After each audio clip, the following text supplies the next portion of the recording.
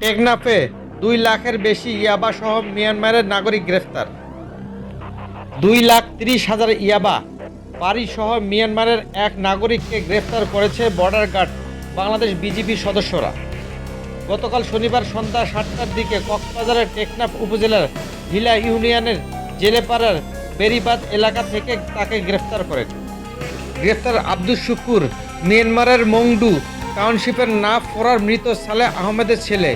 এ তথ্য নিশ্চিত করেছেন টেকনাফ 2 বিজিবি ব্যাটালিয়ন অধিনায়ক lieutenant colonel Ashikur Rahman. BGB সূত্র জানায়, গতকাল সন্ধ্যায় টেকনাফ 2 বিজিবি ব্যাটালিয়ন আওতাধীন হিলা সীমান্ত চৌকির দক্ষিণ পূর্ব দিকে জেলেপাড়ায় নাফ নদীর তীরে একটি দল টহল দিচ্ছিল।